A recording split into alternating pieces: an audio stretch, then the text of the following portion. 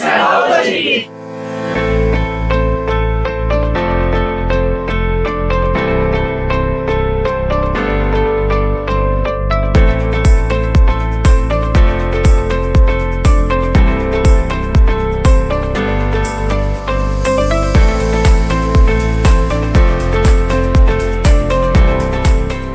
សូមស្វាគមន៍ហើយសូមអរគុណភ្ញៀវកិត្តិយសដែលបានអញ្ជើញចូលរួមក្នុងកម្មវិធី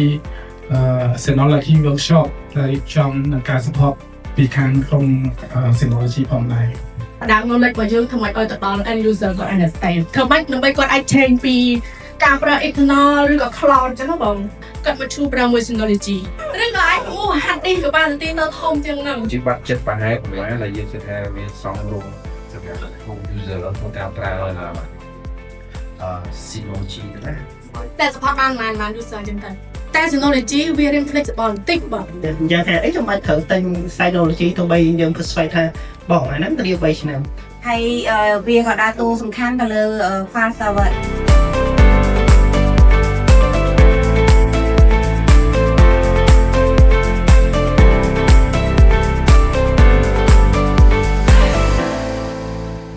ជំរាបសួរបងម្ដងទៀតចាបងថ្ងៃនេះខ្ញុំមានសំណួរខ្លះៗចង់សួរបងទីមួយគឺចង់ឲ្យបងជួយណែនាំខ្លួនថាបងមានឈ្មោះអ្វីដែរហើយមកពីក្រុមហ៊ុនមួយណាបងមានតួនាទីអីគេដែរបង បាទសួស្តីបងខ្ញុំពុសុផាខ្ញុំមកពីខាងក្រុមហ៊ុន First Electronic បាទខ្ញុំឈ្មោះវិបុលខ្ញុំមកពីក្រុមហ៊ុន Smart បច្ចុប្បន្នខ្ញុំជា Pre-sale Consultant ខ្ញុំឈ្មោះវិទូមកពីខាង Center ដែរនៅឈ្មោះចន្ទខាន់ជាបុគ្គលិកនៅក្រុមហ៊ុន Tixon Plus បន្ទាប់ពី